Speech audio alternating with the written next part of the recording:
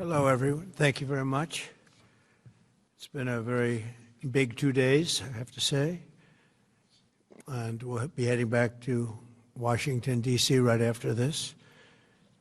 And I'd like to wish everyone a very good evening. And over the weekend, the United States military and the Israeli Defense Forces continued Operation Epic Fury very successfully.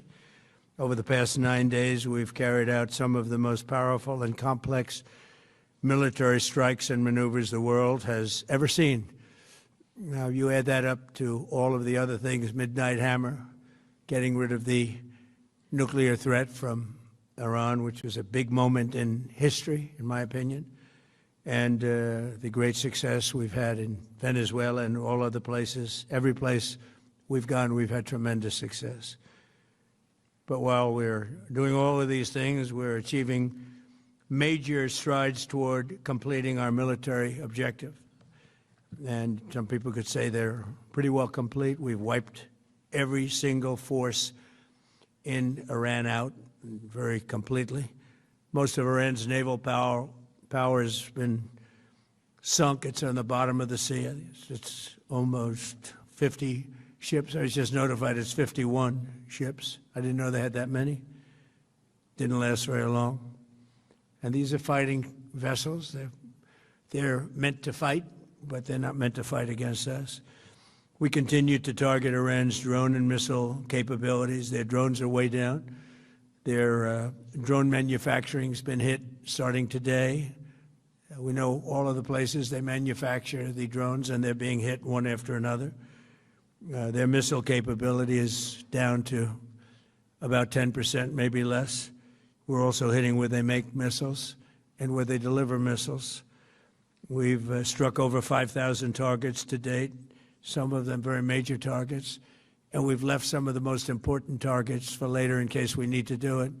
If we hit them, it's going to take many years for them to be rebuilt, having to do with electricity production and many other things. So we're not looking to do that if we don't have to. But they're the kind of things that are very easy to hit, but very devastating if they are hit. We are waiting to see what happens before we hit them. We could take them all out in one day, but it's all resulting in a 90% decline in various things, but in particular, Iranian missile launchers and 83% drop in drone launchers. As you know, the drone launchers are pretty well shot, but we're at over 90% decline in the Iranian missile launchers, which is very hard to reproduce and very hard to get. And usually what we were able to do through great equipment, a lot of smart people, as soon as they sent a missile up from a launcher, we were able to knock out that launcher within a period of 5 minutes or less, accurately, right on the noggin. So now we have low-cost interceptors effectively combating Iranian drones, and our B-2 bombers recently dropped dozens of 2,000-pound bombs to destroy missile launchers all over Iran and buried deep under Iranian soil in many cases. The soil was no match. And we're also annihilating the manufacturing base that the regime uses to build drones and missiles at a rate that nobody thought was possible. We're knocking them out. We know where they all are. We're knocking them out very quickly. We're ahead of our initial timeline by a lot. I would say that we probably would not have thought after a month we'd be here, in addition to the fact that we've taken out the leadership twice and maybe 3 times. And we, as you know, we want to be involved. We don't want another president that maybe wouldn't be willing to do what I'm willing to do for the good of the world, for the good of our nation, to be stuck with the situation in 5 years or 10 years from now. So we think they should put a president in, or the head of the country in, that's going to be able to do something peacefully for a change. They've been doing this for 47 years, killing people for 47 years, whether it's the barracks or even the SS Cole where they were involved. Very strongly, they always denied it. But where they were very strongly involved, and all of the people that died through the roadside bombs died and are right now walking around with no legs, no arms, a face that's been so badly damaged. The Iranian regime has been attacking Americans and spreading terror for 47 years, and despite these countless opportunities to renounce their nuclear ambitions, which they had just a short while ago, they told Mr. Witkoff, who is standing right over here, they said, they actually said, we want to keep building. Essentially, in a real nutshell, we want to continue to build nuclear weapons. If we didn't knock out Midnight Hammer, if we didn't knock out their Iranian potential, if we didn't do that with Midnight Hammer, they would have had a nuclear weapon. They would have used it long before now. And at a minimum, Israel would have been annihilated. I was very lucky that we had the courage to do that, that we had the talented pilots and the great equipment. The B-2 bombers are unbelievable. We ordered 25 more, by the way. The newer, better version. It's we have the greatest military in the world. We have the greatest equipment in the world by far. You see that no matter where we go. You still need the people, though, to operate it and to use it. And those are the people that we cherish. Even after we obliterated their key nuclear sites in Operation Midnight Hammer, they never negotiated in good faith. They still continued to say, we want to build nuclear. We want enrichment at levels that were unacceptable. And they even turned down an offer for unlimited free nuclear fuel forever for civilian purposes. We had people offering them free nuclear fuel. They weren't interested in that because they wanted to build a nuclear weapon. So instead, the regime was trying to reconstitute its weapons program at a different site. They couldn't go back to where they were, the 3 sites that we obliterated. But they were starting work at another site, a different site, different kind of a site. And that was protected by granite. They wanted it protected. Granite's pretty good, but they wanted it protected by a lot deeper. They wanted to go a lot deeper, and they started the process while rapidly building conventional ballistic missiles. They were going to do it all at the same time. It threatened our overseas bases and soon could have reached even our homeland. The regime's intention was to use this exponentially growing ballistic missile threat to make it virtually impossible to prevent them from obtaining a nuclear weapon. So as you probably saw, they had a tremendous number of missiles, most of which are now being used or destroyed, and very unsuccessfully used because we have been able, for the most part, to shoot them all down. What incredible technology. The Patriots have been unbelievable, and other things. And the laser technology that we have now is incredible. It's coming out pretty soon. Where literally lasers will do the work of, at a lot less cost, do the work of what the Patriots are doing or what other things are doing. The situation was very quickly approaching the point of no return, and the United States found it intolerable, in my opinion, based on what Steve and Jared and Pete and others were telling me, Marco, so involved, that I thought that they were going to attack us. I thought they would, if we didn't do this at the time we did it, I think they had in mind to attack us. And if you notice, they did something which was very foolish, very stupid, I would say. They attacked their neighbors. And their neighbors were largely neutral, or at least weren't going to be involved, and they got attacked. And it had the reverse effect. The neighbors came onto our side and started attacking them, and actually quite successfully. If you look at Saudi Arabia, you look at UAE, Qatar, and others, but they were strong and they were smart, but they got attacked. Nobody, when I first heard it, I said, no, somebody made a mistake. There was no mistake. UAE had over 1,000 missiles shot at it, knocked them almost all down. On the very first day I came down the escalator in 2015, I said, quote, I will stop Iran from getting nuclear weapons, and all I'm doing is keeping my promise. Think of that. That was in 2015. I said it. It was a threat then and a much bigger threat now, but no longer a threat, not for a long time anyway. We want to keep it that way. As we continue Operation Epic Fury, we're also focused on keeping energy and oil flowing to the world.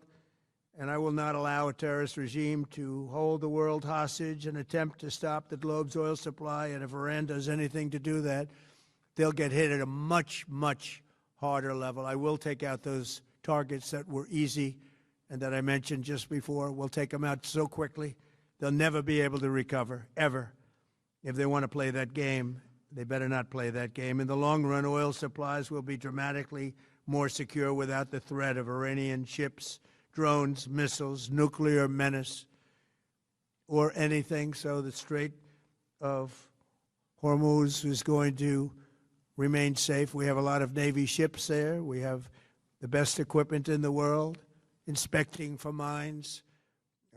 Again, most of their ships are down at the bottom of the sea, but we will hit them so hard that it will not be possible for them or anybody else helping them to ever recover that section of the world if they do anything. In recent years, the regime and its terror proxies have launched attacks on hundreds of commercial vessels. We're putting an end to all of this threat once and for all, and the result will be lower oil prices, oil and gas prices for American families. We've done that. We've done it. We brought it very low. This was just an excursion into something that had to be done. We're getting very close to finishing that, too. In the meantime, during this brief disruption, the United States is offering political risk insurance to any tankers operating in the Gulf. So we're putting up risk insurance. We'll perhaps go alongside of them for protection. We don't think it'll be necessary if it is. And if they do anything, the price will be incalculable. It will be so great that they will have wished they never did it, because you have to keep the straits flowing. With all of that, it affects other countries much more than it does the United States. It doesn't really affect us. We have so much oil. We have tremendous oil and gas, much more than we need. We have Venezuela now as our new partner, great partner. They've worked out so wonderful. We're working with the administration, the president, and it's a massive source of oil, gas, everything. But we're in a very good position, but very unfair to other parts of the world, like China as an example. I mean, we're doing this for the other parts of the world, including countries like China. They get a lot of their oil through the straits. So we're doing this. We have a very good relationship with President Xi in China. I'm going there in a short period of time, and we're protecting the world from what these lunatics are trying to do, and very successfully, I might add. We're also waiving certain oil-related sanctions to reduce prices. So we have sanctions on some countries. We're going to take those sanctions off till this straightens out. Then who knows, maybe we won't have to put them on. There'll be so much peace. But when the time comes, the U.S. Navy and its partners will escort tankers through the strait if needed. I hope it's not going to be needed, but if it's needed, we'll escort them right through. And we have the greatest mine-sweeping ability. We have the greatest ships, and all of we know exactly where they're placed. We'll get them out of there very fast, but we hope we don't have any of that. And again, if they do that, if they play that game, we're going to hit them at a level that they have not seen before. So we're winning very decisively. We're way ahead of schedule. Our military is the greatest in the world, with the greatest equipment and the greatest people in the world. Nobody's ever seen anything like it. Iran's a very powerful country. They were going to take over the Middle East. If we did not hit them, they were going to take over the Middle East. They had thousands and thousands since their last hit. They had thousands and thousands of missiles and everything else. Most are now destroyed. But they were going to take over the Middle East. Those weapons were aimed at Middle Eastern countries that had nothing to do with this. They were going to take over the Middle East, and they were going to try and destroy Israel. So we stopped it with good timing, and we're very proud to be involved in this, and it's going to be ended soon. And if it starts up again, they'll be hit even harder. Thank you very much for being here. Go ahead. Any questions? Thank you so much. Go ahead. Do you approve of Iran's new supreme leader? And secondly, can you tell us more about your call with Russian President Vladimir Putin today? Yes. What did you discuss? Yes, I had a very good call with President Putin. We had a lot of people on the line from our side, from his side. We were talking about Ukraine, which is just a never-ending fight. And look, there's tremendous hatred between President Putin and President Zelensky. They can't seem to get it together. But I think it was a positive call on that subject. And we obviously talked then about the Middle East. And he wants to be helpful. I said, you could be more helpful by getting the Ukraine-Russia war over with. That would be more helpful. But we had a very good talk, and he wants to be very constructive. Yeah, please. Yeah, please. Thank you, Mr. President. On Iran, you called it an excursion. You said it would be over soon. Are you thinking this week it will be over? No, Are you talking but soon. about days? I think soon. Okay, and with respect Very to... soon. Look, everything they have is gone, including their leadership. In fact, there are two levels of leadership, and even actually, as it turns out, more than that. But two levels of leadership are gone. Most people have never even heard about the leaders that they're talking about. So it's obviously been very, very powerful, very effective. With respect to Cuba, you said that Cuba wants to make a deal. Yes. What would the United States get in return for that, and why should Americans trust Marco Rubio to negotiate it? Well, Marco Rubio is doing a great job. I think he's going to go down as the greatest Secretary of State in history. Look at what we've done as a presidency. Look at what we've done as an administration. They trust Marco, and so do the American people trust. He's been successful no matter where he's been. He also speaks the language, which is always nice and always helpful. But he's dealing, and it may be a friendly takeover. It may not be a friendly takeover. It wouldn't matter because they're really they're down to, as they say, fumes. They have no energy. They have no money. They're in deep trouble on a humanitarian basis. And we don't want to see that, but they were very, very bad to a lot of people, as you know, and a lot of people living the Cuban-American vote, which I got at record levels. Very important. Those people are very important to me. I know what they went through. They went through hell. Some of them have gone on to be some of the most successful people in the country. Cuban-American business people, some of them are like the most successful in the country. And a lot of them are friends of mine because I've been fighting this battle with them for a long time. The Castro regime was brutal, but they lived off Venezuela. Now they don't live off Venezuela. Sends them no energy, no fuel, no oil, no money, no nothing. They lived without Venezuela. They couldn't have made it. And we cut them off from everything else. So, yeah, they're going to make either a deal or we'll do it just as easy anyway. Yeah. Please, go ahead. There's footage that shows that an American missile strike and a Tomahawk missile likely destroyed that Iranian girls' school. So will the U.S. accept any responsibility for that strike? Well, I haven't seen it, and I will say that the Tomahawk, which is one of the most powerful weapons around, is used by, is sold and used by other countries, you know that. And whether it's Iran, who also has some Tomahawks, I wish they had more, but whether it's Iran or somebody else, the fact that a Tomahawk is very generic, it's sold to other countries. But that's being investigated right now. Yeah, please. Thank you. Thank you. Mr. President, you've said the war is, quote, very complete, but your defense secretary says this is just the beginning. So which is it, and how long should Americans be prepared Well, I think for you could this war say to it last both. for? It's the beginning of building a new country, but they have no Navy, they have no Air Force, they have no anti-aircraft equipment. It's all been blown up. They have no radar. They have no telecommunications. And they have no leadership. It's all gone. So, you could look at that statement. We could call it a tremendous success right now as we leave here. I could call it, or we could go further. And we're going to go further. But the big risk on that war has been over for 3 days. We wiped them out in the first 2 days. When you think about it, it's incredible. We wiped out a big Navy, very powerful Navy. These were ships, these were serious ships. These were ships that you buy when you want to win battles. They're They're all on the bottom floor. The sailors are all running off their ships. They refuse to get on the ships. The Air Force is gone. Everything's gone. The missiles are down to a trickle. The drones are down to probably 25%, and they'll soon be down to nothing. We'll have where they manufactured the drones are under fire as we speak. They're being hit. So the rest is going to be a determination as to my attitude, along with the people in the Trump administration, what we want to do. Thank you. Yeah, please.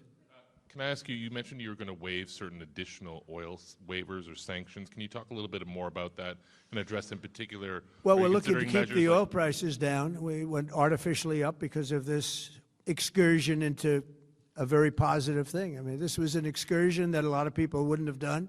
I knew oil prices would go up if I did this, and they've gone up probably less than I thought they'd go up. But I don't think anybody thought we were going to be this quickly successful. This was a military success, the likes of which people haven't seen. We have the best military. We have the best equipment. We have, I believe, the best generals. We have the best. And this went very quickly. We talked about that with President Putin. He was very impressed with what he saw because nobody's ever seen anything quite like it. You know, Iran was a very powerful military country with all of the missiles. Now, you had the double attack. You had the original attack with us and Israel, and that knocked them for a loop. Then you had the B-2 bombers, which took out their nuclear capability, and they would have had a nuclear weapon within 2 weeks to 4 weeks. And they would have used it long before this press conference, and we might have had a much different press conference if we had a press conference at all. But it's been amazing. The military success that we've had is truly unprecedented. You've told your congressional colleagues that you will not sign any piece of legislation until the Save America Act is passed. Does that include the confirmation of Senator Mullen as your next DHS secretary? Does that mean a DHS funding bill? And Senator Thune said today it's not a matter of whether or not your Republican colleagues agree with the policy, it's about changing the process. In other words, getting rid of the filibuster to get there. So in order to get it, you're going to need Democrat votes, and what we're saying is the Save America, not the SAVE Act, which nobody knew what it was, the Save America Act, the Save America Act. And that's voter ID. We want voter ID. We want to be able to see a picture of the voter. We want to be able to see that the voter is legitimate. We want, very importantly, confirmation that this voter is a citizen of the United States of America, and we want no mail-in ballot scams. So we have exceptions for the military, for sick, for disabled, and for people that are away, business trips or whatever. Even vacations will be very liberal in that. We've added two things to it: no men in women's sports and no transgender mutilization of our children. We don't want it's mutilization of our children, and we don't want that. So we added those two things. That's the 5 points. We have 5 very good points. It polls at 86% with Democrats. Think of that. The overall vote is 86%. With Republicans, it's 98%. And the only one opposed to it is a Democrat leadership because they cheat. They want to cheat. So we added those 2 points. We're going for the gold, and we're going to have to fight like hell. Now, certain things will happen. Certain things will take place. I'm here to do a great job for the country. But we don't have a country, if we're going to have elections that are so corrupt and so dishonest like we've witnessed over the last period of time.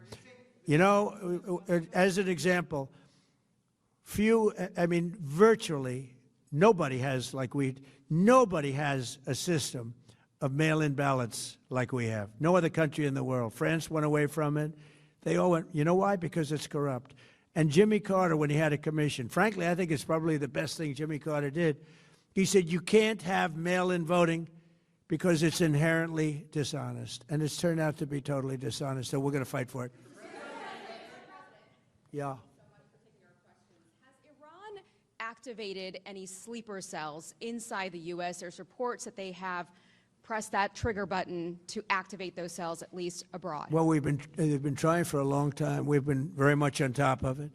One of the things we have to do is get the Democrats to stop the Democrat shutdown, because, as you know, the apparatus that looks into that, Schumer and the Democrats have shut it down, which tells you they probably hate our country a lot. But the Democrats have to open that up.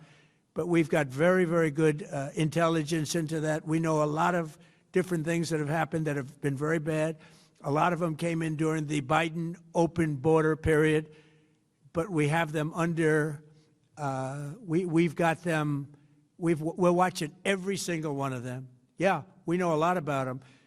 The biggest problem we have is the Democrat shutdown. We know a lot about them, but the shutdown doesn't allow us to do what we have to do. Do you have to take him out? Does he have a target on his back? You mean the new supreme leader? You mean the son? How can there be an Iran with Well, another I don't Ayatollah? want to say that, but you know, I was disappointed because we think it's going to lead to just more of the same problem for the country. So I was disappointed to see their choice. Thank you, sir. You've said you have someone in mind to be the new Iranian leadership, if not the Ayatollah's son. What are you looking for in that person? Are you looking at someone internal, given that you just said that their leadership has been I decimated like the and idea wiped of, out? internal and eternal, come to think of it. But I like the idea of internal because it works well. I mean, I think we've proven that so far in Venezuela. We have a woman, Delcy, who has been, president of the country, very respected, she's doing a great job. And it's, no disruption. We had, as you remember, Iraq, where everybody got fired. The military got fired, the police got fired, the politicians got fired. There was nobody. And you know what they turned into? ISIS. And we don't want that. We don't want that. So I would like to see people that are inside go. Now, they talk about the son of the Shah. They talk about other people. But, hasn't been there in many, many years. We have a formula that's been very good so far, and I think it'll continue to be good. The relationship is extraordinary with Venezuela, smart country. We've taken out 100 million barrels of oil. It's right now in Houston being taken care of and made so beautiful. And you have to see this at work. They have, it's brought to the refineries. It's being refined in Houston, which is made exactly for that product. And so far, but it's 100 million barrels of oil, and now they have another 100 million barrels coming.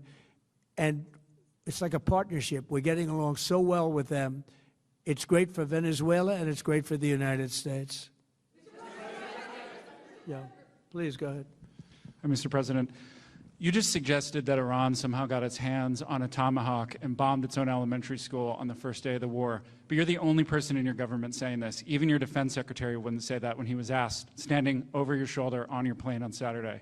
Why are you the only person saying this? Because I just don't know enough about it. I think it's something that I was told is under investigation. But tomahawks are used by others, as you know. Numerous other nations have tomahawks. They buy them from us. But I will certainly, whatever the report shows, I'm willing to live with that report. Yeah, please. You said earlier that we've already won in many ways, but we haven't won enough. What do you consider enough? What's your baseline? Where they're not going to be starting the following day to develop a nuclear weapon. Where they'll look at that man and some other people from the administration and say, all right, we're not going to do it. They were not willing to say that. And when Steve called up and he said that to me, I said, well, here we go. Let's do it the hard way. But the hard way, I think, is probably the easy way. When basically I can see that they will no longer have any capacity whatsoever for a very long period of time of developing weaponry that could be used against the United States, Israel, or any of our allies. We have great allies in the Middle East, great countries that are allies. And they were staying out of it until they got hit. Someday they'll have to do a story. Why did he do that? Why did they do that? But they were going to hit them. If I didn't hit them first, they were going to hit our allies first.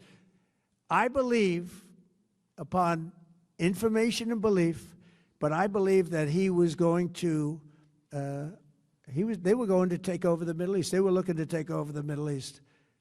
Now, had Operation Midnight Hammer not taken place, that was definite, because they would have had a nuclear weapon within a matter of weeks. But that took place. That was a setback. But look at the number of missiles they were able to buy and make over the last 6 months. And those missiles were aimed at various countries. And when you look at over 1,000 missiles shot at like UAE, they were looking to take over the Middle East. We got there first. We're lucky. I'll tell you what, the Middle East and those countries, very rich countries, are very lucky that I was president instead of somebody else.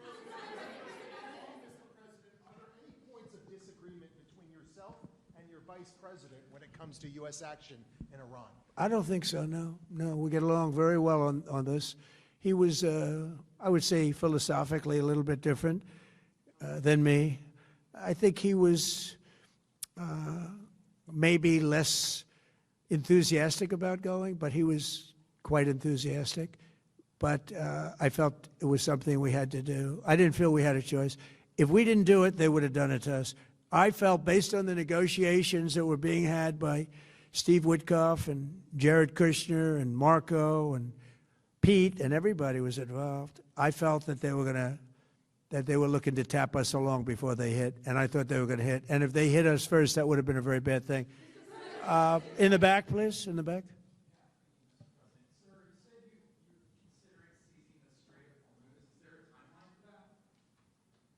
About the Strait, you mean? Yeah, well, I want to keep it open. I want to keep it good. You know, it doesn't pertain to us so much as it does to China. We're really helping China here and other countries because they get a lot of their energy from the Straits. But, hey, look, we have a good relationship with China. It's my honor to do it. Yeah. You have called him an unacceptable choice. So does he have a target on his back? And how can you say I don't want to say whether or not he does, because that would be inappropriate. But, hey, look, I had a target on my back because, as you people wrote pretty well, they caught the assassin that was after me. So we just got them first. But they caught the assassin. They have him now in custody that was after me. So, you know, but people don't like to mention that, but they did catch him. And I'd like to congratulate our military, Secret Service, FBI, all of the people that worked on that, but they did. Yeah, please. Go ahead. No, go ahead, please. Thank you, Mr. President. You promised the Iranian people you would help them, but it sounds like you're willing to end this fight after your military objectives have wrapped up. Isn't that a betrayal of the Will people? I help them? I'd like to, if they can behave, but they've been very menacing. You know, they're great people. They have an amazing population. It's amazing, smart, brilliant, energetic. They have a great, I'd love to help them, but they have to be in a system that allows them to be helped. And right now they're in a system that only allows failure. And I don't want that. And I want a system that's not going to be attacking us. We want a system that can lead to many years of peace. And if we can't have that, we might as well get it over with right now. Yeah, please. President, as of today, there have been 8 U.S. military fatalities associated with the war in Iran. How many American deaths are you willing to have in this war? Well, as I said before, when you have conflicts like this, you always have death. And I was at Dover yesterday. I met the parents, and they were unbelievable people. They were unbelievable people, but they all had one thing in common. They said to me one thing, every single one: finish the job, sir. Please finish the job. And I'll leave you at that. Thank you very much, everybody. Thank you.